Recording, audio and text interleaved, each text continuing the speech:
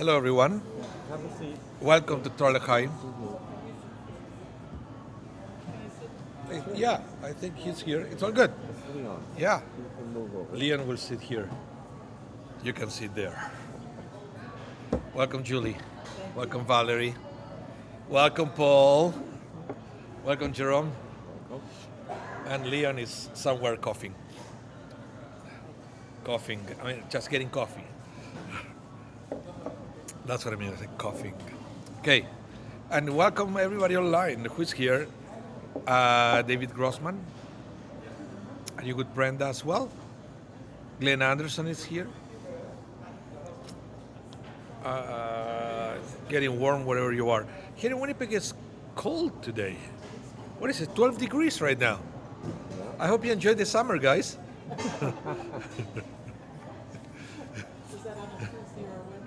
Yeah, that's the joke, right? I always tell that the first time I came back to visit Argentina after I moved to Winnipeg, they asked me, how is the summer there?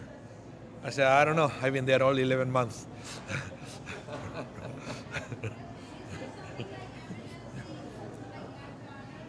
That's the truth. Wow, 12 degrees. Anyway. But we are going to study about Shavuot today because Shavuot is coming, and I'm sorry we had to cancel Sunday class. Valerie is here, and hopefully somebody else from the class is online. I don't know. Shelley couldn't make it, just a doctor's appointment, and who else was there? Was somebody else online? I can't remember. So, anyway, okay. So let's begin with the class. Brenda is here as well. She said you can have our heat. I don't think it works that way. I wish it did. I know a couple places could use our rain. I don't think it works that way. Anyway. Now, the first thing Judy Sharak is here as well. Good afternoon to you, Judy. David Grossman said, we live in North Texas. They probably have better, in general, it's warmer, right? Texas, even their winters. But they have some serious weather there, with tornadoes and stuff. Yeah. Anyway, so what happened with Shavuot, it's something that doesn't happen with any other holiday, okay? And it's if I ask you, what do we celebrate on Shavuot? What is the answer? Torah. The giving of the Torah. Where does it say that? Where does it doesn't. It doesn't. It's a festival of harvest. It's not in the Torah that the Torah was giving on Shavuot. Okay? Even though the rabbis decided through oral law that that's what it is. There is this, the rabbis tried to explain it because basically the question was always, well, if God communicated that orally to Moses, so it's part of the oral law, why is not part of the written Torah? Don't you think it would be an important thing to know when the Torah was revealed? And then the argument is that no, because to say that the Torah was revealed on a specific date, right, makes it a little bit less important than the other days. So the fact that we know what it is, but it's not in the Torah, it makes it, the message is that the Torah gets revealed anew every day. And it's up to us to receive it. In fact, one of the names for Shavuot is Matan Torah. Matan Torah. It comes from the Hebrew verb litnot, which means to give. So Shavuot is the giving of the Torah. Okay? And you know why that's important? Because you may think it should be called receiving of the Torah, not giving of the Torah. Because that was the day when the people of Israel received the Torah. Right. No, that's when the Torah was given. It's up to each one of us to receive it. The giving was a fact. The receiving was up to each individual. Right? So that's why the festival cannot be called Festival of the Receiving of the Torah. It has to be called Festival of the Giving of the Torah. But again, going back, that's why there is no, according to the rabbis, there is no mentioning of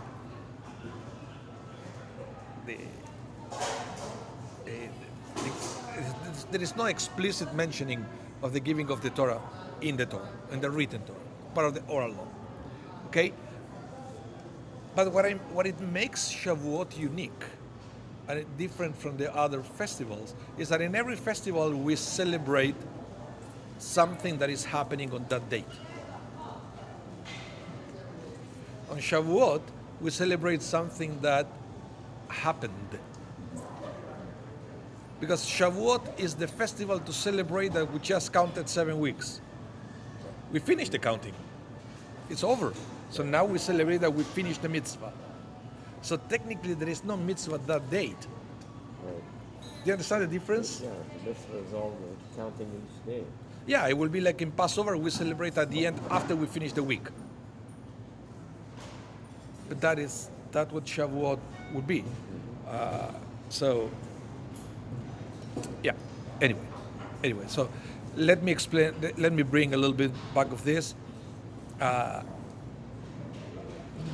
first text that I have for all of you, it says, these are the words of Rabbi Isaac Aboab, who was a Spanish rabbi from the 14th century.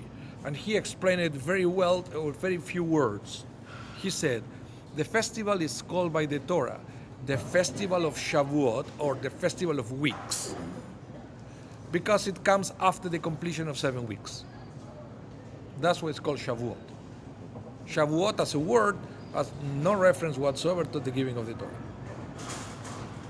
Okay? Which is the weirdest name for a festival.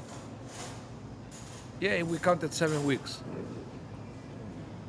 Which basically means, according to the Torah, according to the written Torah, that the counting is more important than the revelation itself. Because the counting is mentioned, revelation is not. Have you ever thought about that? No. The counting is mentioned and celebrated. Yeah. The revelation is not. Everything of the revelation comes through the rabbis. Okay. Welcome, Amparo Goldman. Welcome to the class. Okay. So with that in mind, I will explain. Yeah. The very name Shavuot, weeks, which the Torah uses to refer to the holiday, refers to the fact that represent the culmination of a process of 7 weeks. I have to have that clear.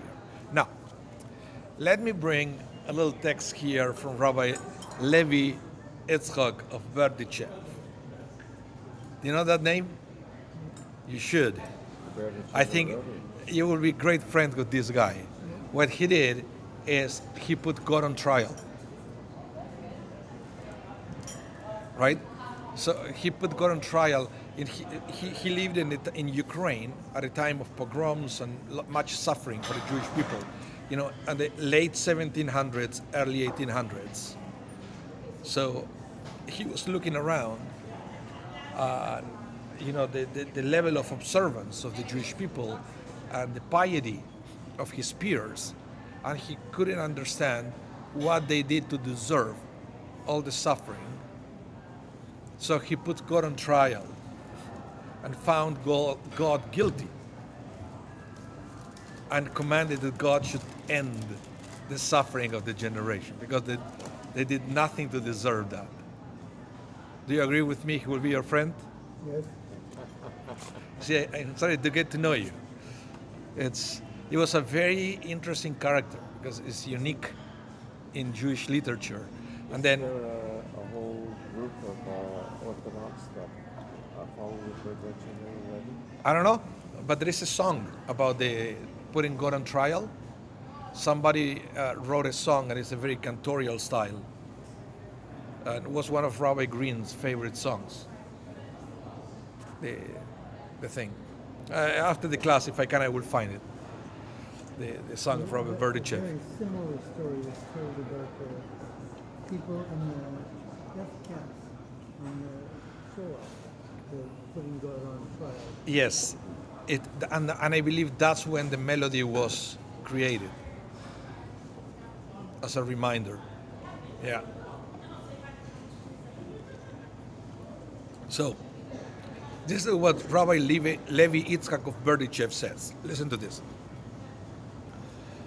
I was asked once, while in Lithuania, why the festival of Shavuot is called by the name Atzeret. Aha, this is other name that we have for Shavuot. It's not biblical, it's rabbinical. Okay? The rabbis, in fact, when you go to the Talmud, the rabbis don't talk about Shavuot. Why? Because Shavuot does not make reference to the Torah, right? So the rabbis wish to give Shavuot a different kind of aura. The other reason why they do that is once the temple was destroyed, what do you have left for Shavuot to do? There is nothing. We don't have a special. Let's say Passover. You still have the Seder. You have the Matzah. Sukkot. You have the Sukkah. The four species. What do you have on Shavuot? Other than cheesecake, that it wasn't invented back then. Right? We don't have anything. So, the rabbis. Isn't the parading of the processing with the Torah? Well, Shavuot? no, that's Simchat Torah. But this is also something that it was done. Even Simchat Torah as a festival is rabbinical, and it was created for the same reason. Temple is gone. What do we do now? Well, let's do something related to Torah, because when the temple was destroyed, Torah became their portable temple. The temple is in Jerusalem. The Torah goes with you wherever you go. So that's why every single holiday incorporated something related to the Torah. Something that we should remember. Okay? So let me read about Atzeret. So, somebody asked this rabbi why Shavuot is called Atzeret. Okay? This name is not used in the Torah except when referring to. Where is the name Atzeret mentioned in the Torah?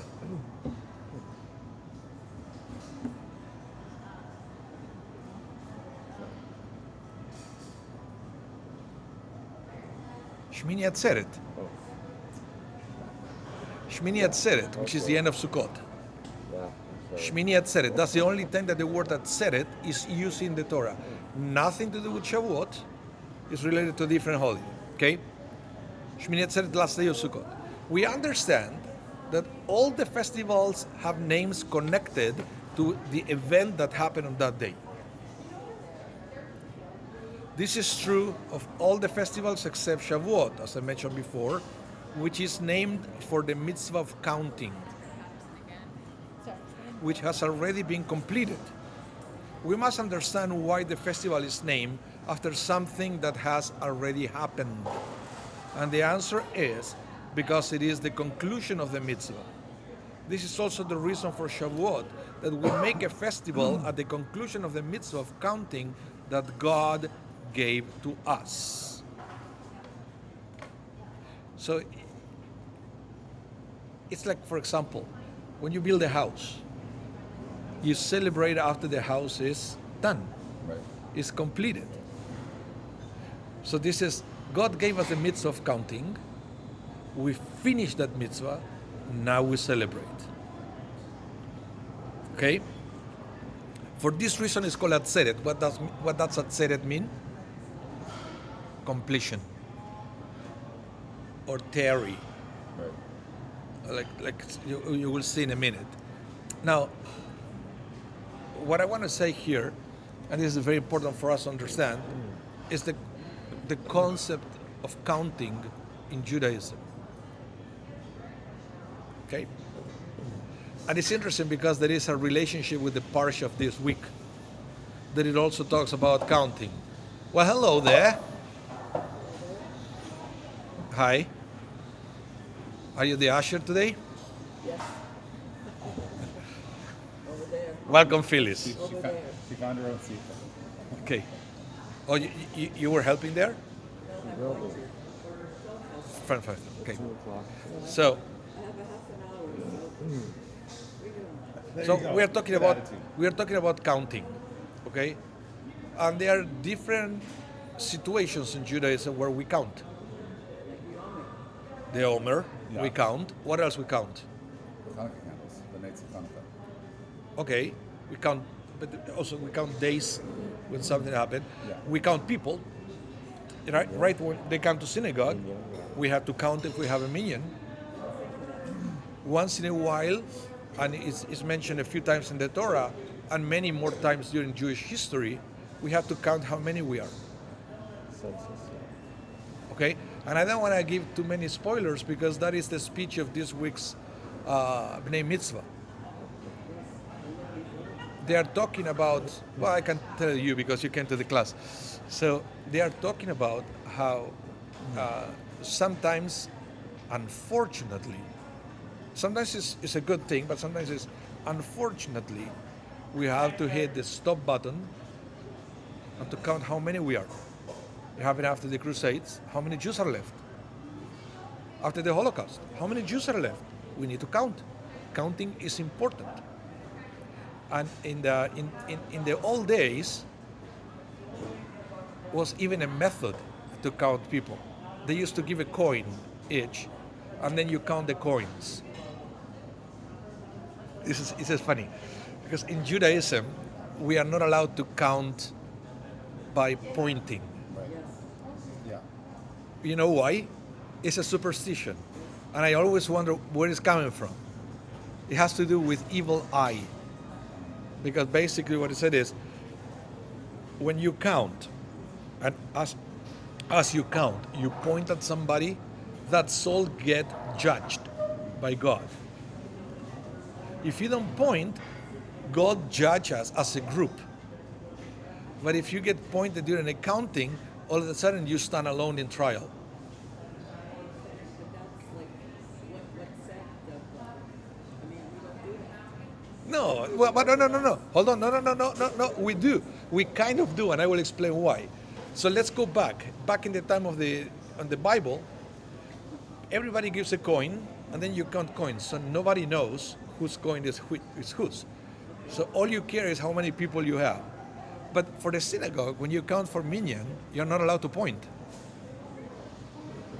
You know that? What you have to do is you look at people without pointing, you look at people, and you have to recite a verse containing 10 words. There are a few. One is Oshie Tamecha. I think Matovu also. Matovu lecha Bani verov chasdecha bo veitecha.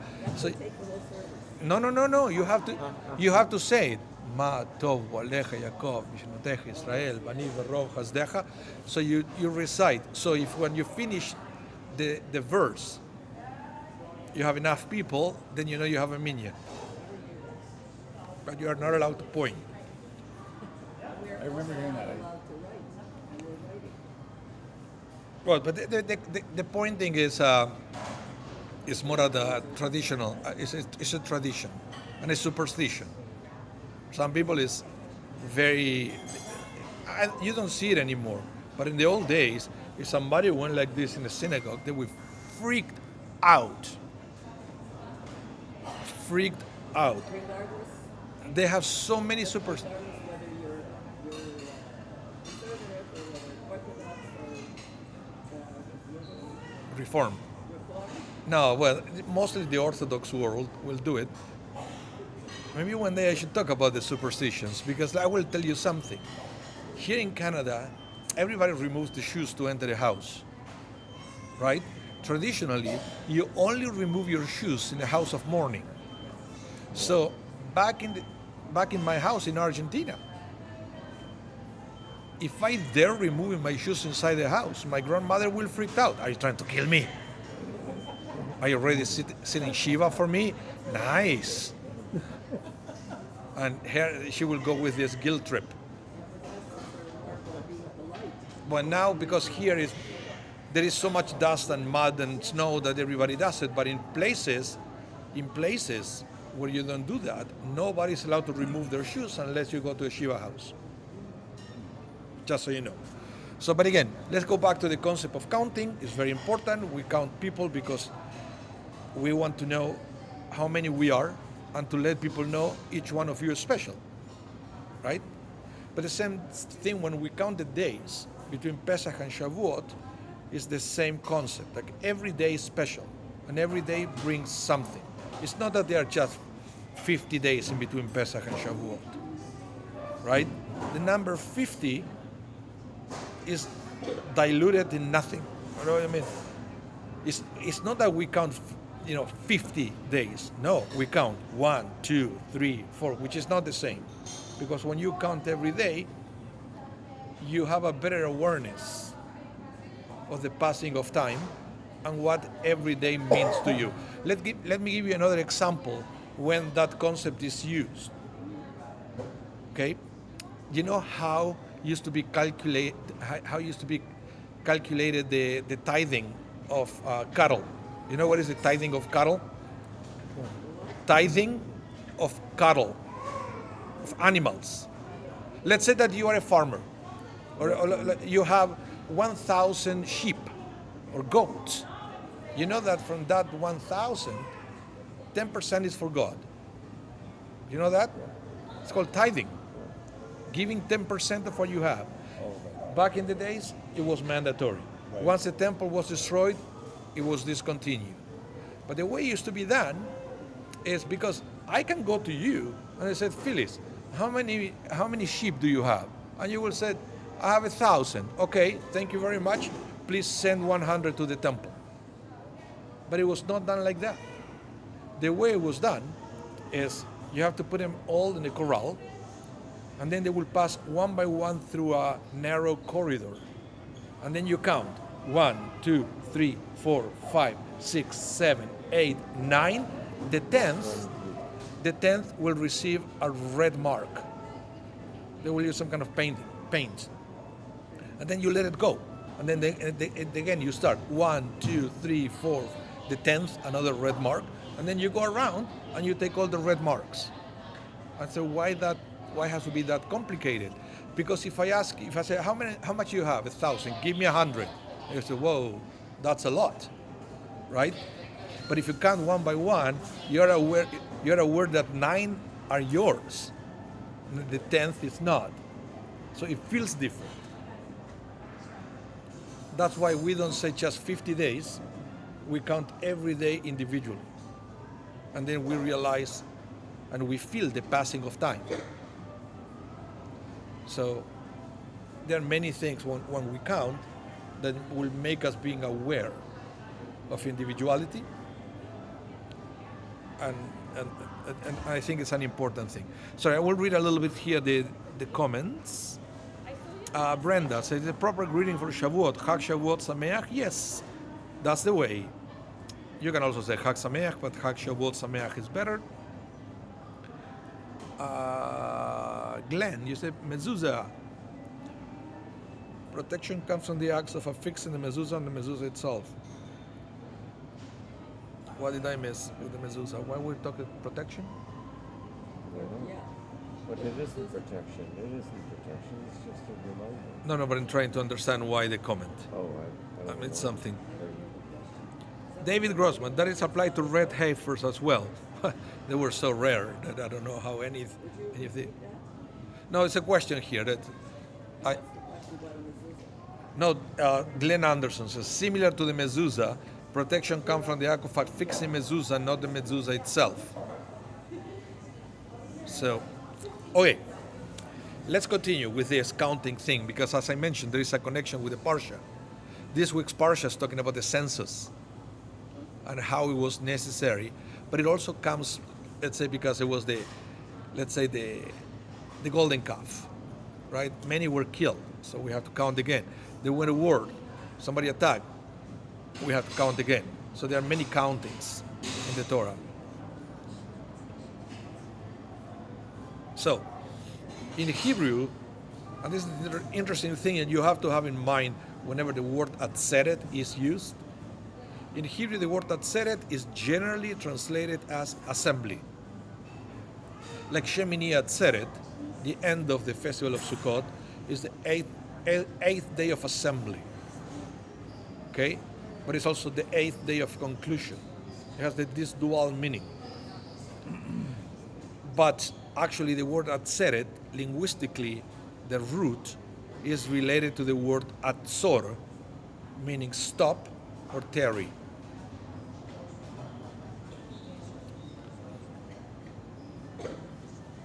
Yeah, Glenn said that the comment was simply a comparison earlier.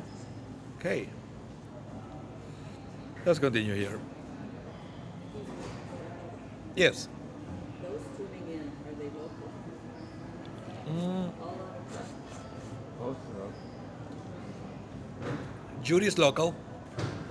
Judy. Sharak. She's here. The rest are from the States. Gotta get her back into. And the Grossmans are in Texas. Amparo, where are you, Amparo? Florida. Florida? Florida. Glenn is also there. Okay, Okay. Sorry to. so yeah, I can count here. We have 9 people on the other side. On the other side. 9 people. Okay, he commanded us. Now I will bring the words of the Ramban with an N. Nachmanides, not confused with the Ramban Maimonides, because they couldn't be more different. Such a similar name and so different way of looking at the world between the two. Maimonides, a rationalist. Nachmanides, a mystic. Okay? And in fact, Nachmanides, who was almost a contemporary of Maimonides, he came after. Okay? He used to say for a few things, you should not listen to Maimonides. Because Maimonides had this, for example, this theory that the only one who experienced God's prophecy while awake was Moses. All the others were on dreams. And Nachmanides disagreed with that. And then he said, mine is the right interpretation. You should not listen to Maimonides. It's almost like politicians in this day, right? That they mention actually by name the guy on the other side. You know, in countries like Argentina, that's forbidden. When you campaign, you cannot mention other people's names. It's forbidden by law. It was easier for my Maimonides because Maimonides was dead. Yeah, I guess. So, Yeah, to do it when he's alive, yeah. so Nachmanides said, God commanded us to observe the festival of Matzot for 7 days, Pesach, with sanctity at the beginning and at the end, right? That's what the festival works. We have Yontif at the beginning, Yontif at the end, and then Chol HaMoed in the middle, the intermediate days, that they are not fully festive.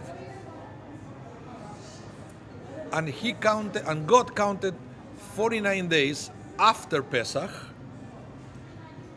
right? And God sanctified the 8th day, says Nachmanides.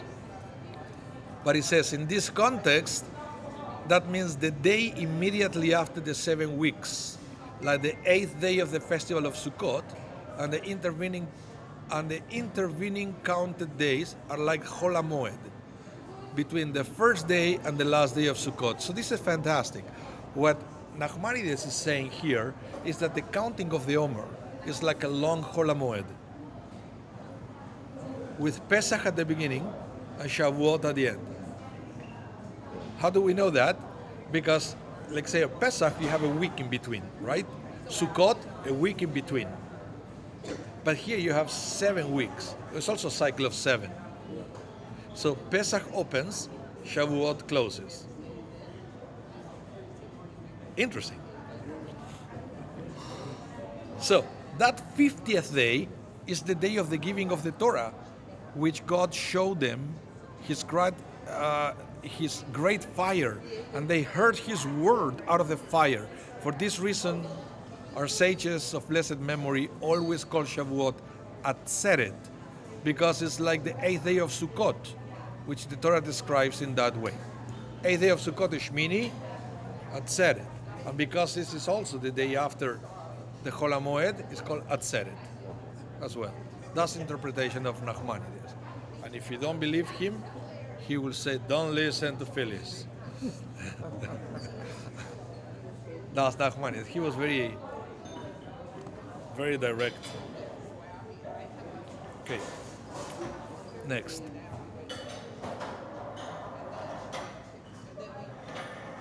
Now, the Talmud reveals yet another distinguishing feature of the holiday of Shavuot. Okay? The Midrash tells us that there are 4 days during the year when God judges the world with regard to various things. One of the judging days you probably already know, Yom Kippur, right? So we have it like this. So although the most famous one is actually said Rosh Hashanah, Yom Kippur is the end, right? When judgment is pronounced in general on everyone in the world, there are certain natural phenomena for which individual days of judgments are designated. How so? On Shavuot, God decrees how much fruit will be produced by the trees during the coming year.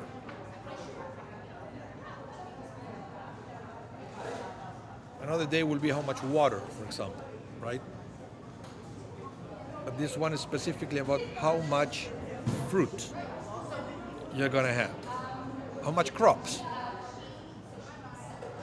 When is that judgment day? On Shavuot. But that's why also then you're going to better understand a little bit why we stay awake all night studying. It makes sense because it's a judgment day, Shavuot. Yeah, and this is from the Mishnah, by the way. It's a Mishnah, Masechet Rosh Hashanah, chapter 1, Mishnah number 2. There it says, there are 4 times each year that the world is judged, and then the Mishnah says on Shavuot for the fruit of the trees. Now,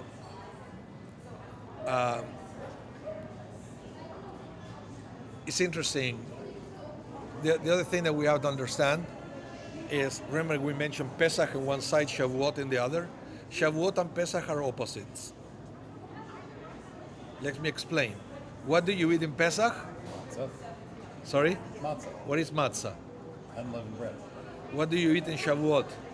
Leavened bread. Leavened bread. It has to be leavened. On Shavuot, the offering, so basically back in the day, on Pesach, there was an offering of unleavened bread in the altar. On Shavuot, the offering is 2 loaves of wheat bread. And the word lechem, bread, like leaven, is used. So it's it's the opposite. The rabbis explain actually that the main difference between Pesach and Shavuot is that on Pesach, you would say when we start counting the Omer, is related to the beginning of the harvest of the barley. And Shavuot is the harvest of the week, of the wheat. That the wheat is not ready to be harvested at the time of Pesach. So you have to wait until Shavuot. I talked with Patrick Eleazar about this, and he explained to me it takes longer for wheat to mature than for barley. And the other thing that you have to remember, and this is amazing, that barley that is ready to start being harvested at the time of Pesach, which Pesach is the time of freedom, right? Barley is food for animals. That's why I never had the barley soup here. That's why. That's why. And I think that's the soup of the day. Bean and barley was Bean and, fantastic. yeah. Bean and- I don't really like that soup. Every time I come, I said, give me whatever you have that is not bean and barley. I don't care what it is. Potato, lentils, tomato, just whatever. Just not bean and barley. I don't like it. I don't like it. I don't like it. So, if barley is on Pesach, and Pesach represents freedom, right? And then 50 days later is wheat. Wheat is human food, right? Bread is human food. And Shavuot represents the giving of the Torah, right? What it's telling you at a symbolic level is that freedom is good for us, but just freedom relates to us as an animal level, right? If we don't have the Torah, which represents the law, when human beings are able to figure out and put together a moral code, that's what makes us different from animals. So freedom is great, but it's the entry level. Just the freedom by itself, it won't take you anywhere unless you get a law to protect that freedom and to give sense to that freedom. So that's why Shavuot, we eat bread, which is human food. I think Eitan Peach is here. Welcome. Amparo lives in California, San Diego, California. Other end of the country. Of their country. Let me read this next one. So, talking about the loaves. Now, Rabbi Shlomo Ephraim and Aaron Lunchitz, this is Poland, mid 1600s, okay, early 1600s. He said, he starts his words, this rabbi, by reminding us the words of the Torah. You shall offer a new offering of 2 loaves to God. That's Shavuot. That is written in the Torah related to Shavuot. You shall offer a new offering of 2 loaves to God. This is a sign of the day of the giving of the Torah, because the Torah must be new to a person as if he received it from Mount Sinai that very day. Remember what we said at the beginning? We don't call it receiving of the Torah, we call it giving of the Torah, and also the fact that the date of the revelation is not written, it's not explicitly mentioned, is because we shouldn't go through life believing that the Torah was revealed on one specific day. The Torah gets revealed anew every day, and we have an opportunity to receive the Torah every day of the year. So, the reason that the Torah does not explicitly mention that this is the day of the giving of the Torah, why is that? God did not want to limit the giving of the Torah to a single day, because a person should feel every single day of the year as he received the Torah from Mount Sinai on that very day. Similarly, the sages have said that the words of Torah should be new to a person every day. Not just the Torah, the words of Torah. Not like something old which he can no longer tolerate or relate. That's why we have a mitzvah that's called Talmud Torah. It's a daily mitzvah. Studying Torah is a daily mitzvah, which in this generation we are so blessed. We have a beautiful tool. It's called podcast. which would allow you to start Torah and drive at the same time. Study Torah and drive. Devar in the car. Devar in the car. I'd rather have Devar in the bar, Yeah. but hey,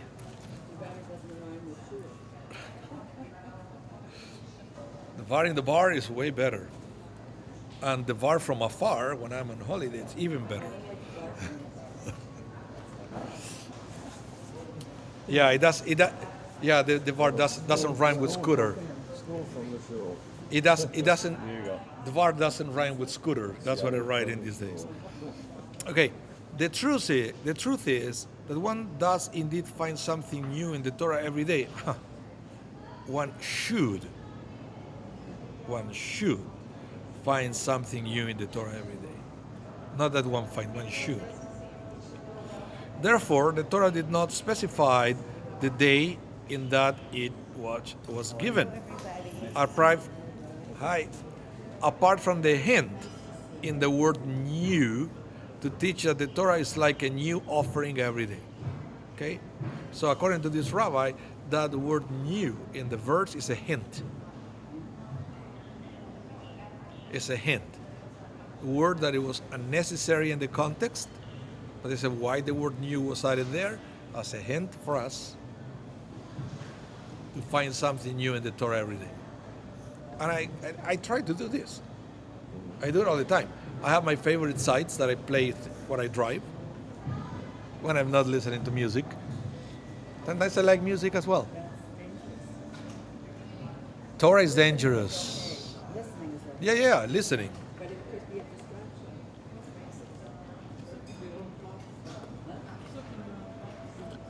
Even more so, you can get daydreaming.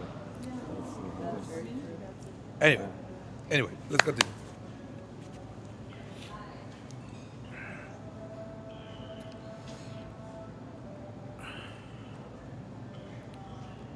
Now, the other thing that is that we have to remember, Rabbi Yeshua also says that being happy on a festival is a mitzvah. Have you ever heard that one? Yes, from you very recently. Well, that's why, for example, on Shabbat, we are not allowed to cook Oh, or to reheat or anything. On the festival, you can. What's the difference between one and the other? Because on Shabbat, there is not mentioning of rejoicing. It's a day of rest. Not rejoicing, day of rest. The festivals are specifically described a day of joy. Cannot be joy if there is not hot food. Okay, so the rabbis made some ways that would allow us to do some cooking. which is why you don't have funerals on festivals, because it's not so joyful. Yeah, or in Shabbat, but Yeah. that is also, we do have lots of restrictions, but some of the restrictions on the festival was removed so we can be joyful on the festivals. So, why this rabbi said this? He says, as it was taught, Rabbi Eliezer said that on a festival a person should either eat and drink or sit and learn Torah. Okay? So how do you celebrate? How do you feel joy? You eat and drink, and if you are eating or drinking, you should be studying Torah. Why is that? Why we study? Gives you joy. It gives you joy. You know that when you go through a loss, like from the time of death, okay, until the end of the Shiva, you should not study Torah. You know that? Why? Because it's joyful. Studying Torah or Talmud doesn't matter. It's learning. It's But it brings joy because of the belief that you are connecting. No, you are connecting with the information that the angel taught you before you were born. We had a midrash that when an angel taught us all the Torah. When we are born, we forget everything. So every time that we study Torah, we are not learning anything new. We are remembering that, and we feel the joy of remembering or the joy of finding something that we thought it was lost. So that's why we don't study Torah during morning. but that includes from the time of death until the end of the Shiva. After the Shiva, you can go back. There are a few things that we could study, but they are like the sad parts of the Talmud, or you can study the Book of Lamentations, things that they are sad, but not for joy. Okay? Rabbi Yeshua says he should divide the day. Okay? Rabbi Yeshua said, you should divide on the festival. You should divide your day, half for eating and drinking. Oh, I love this one. And half for sitting in the Beit HaMidrash, the Torah learning house, and studying Torah. They both derive their position from the same verse. One verse says, it is atzeret, or gathering or ceasing. Remember, we studied the two meanings of atzeret, right? Would be either gathering or stopping, right? One verse says, it is atzeret for the Lord your God. The other verse says, it shall be an atzeret for you. One is atzeret for God, one is atzeret for you. Rabbi Eliezer held that these two verses indicate that a festival should be dedicated either all for God or all for you. But Rabbi Yeshua holds that you should divide the day, half for God and half for you. Rabbi Eliezer says that everyone agrees that on Shavuot, for you is also required. Why? Because it is the day that the Torah was given to you. So in these words, studying Torah is what you do for God, eating is what you do for you. So because you have to have both components, during the festival we study Torah and we eat. Right? Rashi adds a little bit more to this, and Rashi says, we also required for you, because a person rejoices with food and drink to show that the day that Israel received the Torah is pleasing and enjoyable. Okay? When we do not feast, or when but Yom Kippur we don't eat, but we don't feast when we are sad. Yeah, more sad time of month. It's when you're feeling well, you're depressed. You don't eat, or you just a little bit, right? Yeah. So, but when you're feasting, you are expressing joy. Okay, so let's continue. Now, Shavuot is a very holy festival, when God sanctified us with His Torah and mitzvot and selected us from amongst the nations to be His treasure nation. If not for this day, we would have been like Sodom and Gomorrah, lawless, right? Lawless.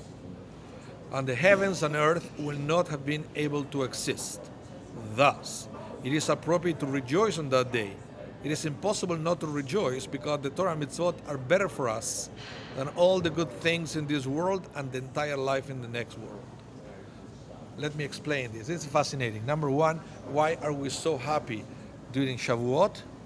Because thanks to the Torah that gave us the moral compass, we deserve to be alive, and we are alive, right?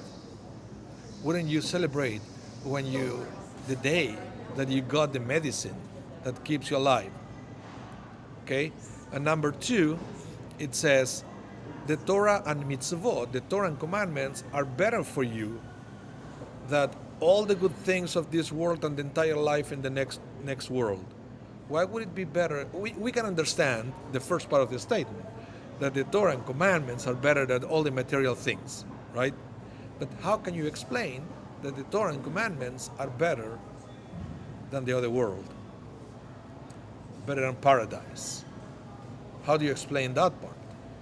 To me, it's because one is real for you and the other one is hoped for you. Okay, very interesting. Any other guess?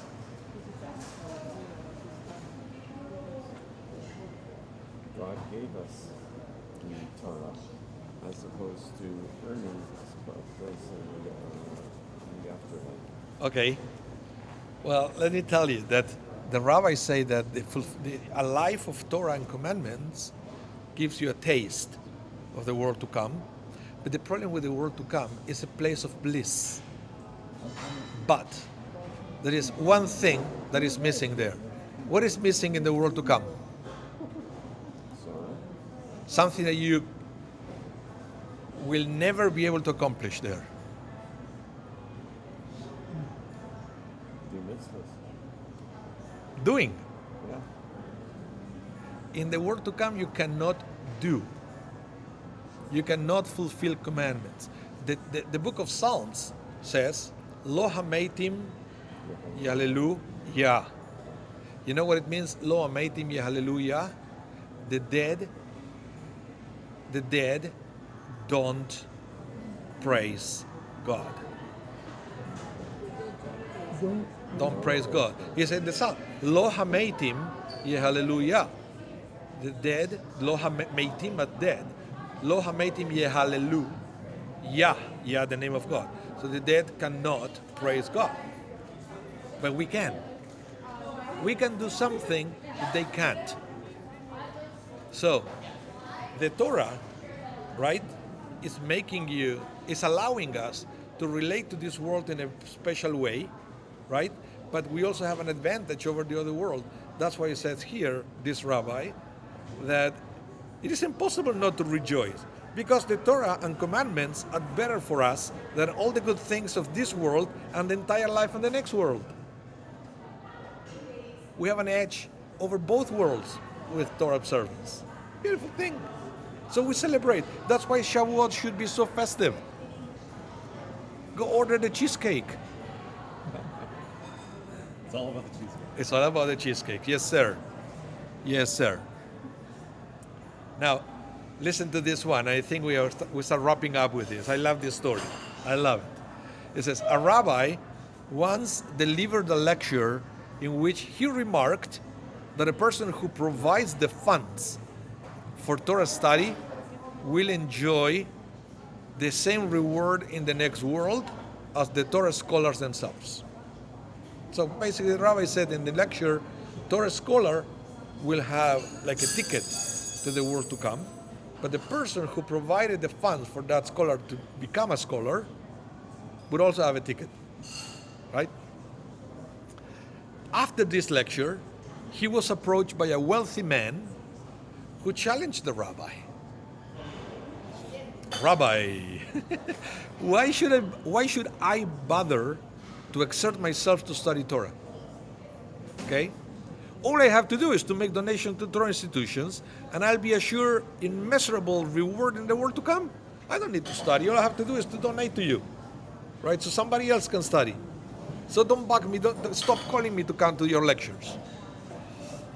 The rabbi regarded the wealthy man with an expression of utter seriousness and responded, "It is true that your portion of the world to come will be the same, but your life in this world will not be comparable." So basically, that's what he said. The Torah brings us at a higher level in both places. So yes, Torah, it's all good. You will have your spot there. But how can the Torah make your life better here? That's the thing. Give yourself the opportunity to study Torah and to navigate this world with a different light. That's the thing. Hello, sir. Hello. Welcome. Okay, David Grossman, what do you say here? Cheesecake is great. It's great, unless a person has lactose intolerance. Yeah, That's a problem. you wouldn't be able to dance then. Yes. But the thing is, why do we have the cheesecake? Do you know why we have cheesecake? Oh, for Shavuot? Yes. Because they didn't get the laws of kashrut. That's one with, yeah. That's Okay, so that is the most famous explanation. They said the Torah was revealed, and it says there how they have to slaughter animals in the kosher way. And then they say, whoa, we don't know how to do it. We have to be trained. It's going to take time. What can we eat meanwhile? What do you eat if you cannot eat? no. Milk, cheese, right? That is one explanation of what is. What is that? The other thing is because, the same way that we say that the land of Israel is a land of honey and milk, sometimes the Torah is compared with that as well. So that's another explanation why we do that. And in these days, that's why we have the cheesecake. The cheesecake. Okay, everyone. Thank you so much again for participating today. And remember, we have this Saturday, don't miss the bar mitzvah. They are going to have an amazing speech about this. And the tikkun is next Tuesday. The tikkun, we had the tradition to study on Shavuot, is next Tuesday evening at the Etz Chaim, at the new Etz Chaim. Don't go north. Otherwise, you're going to be converted in the church that they bought the building. It's a church now. I think it's from, what is the country? It's one of the African countries. Yeah, I think that's what it is. Is that the Eritrean? Yes. Yeah. Eritrea, which is a sub-tribe of the Ethiopians. Okay. Okay. Thank you, everyone. Chag Sameach in advance. And I'm serious. Get cheesecake. Get blintzes. It's easy to digest, easier than meat. Bring on the dairy. Bring on the dairy. Yes, sir. Well, the class is going to be rebroadcasted tonight at 8 p.m. Central Time anyway, in case you want to catch it again. Until that time, thank you so much. Bye, everyone. You're good. Nope, you're good at all. Okay, Okay.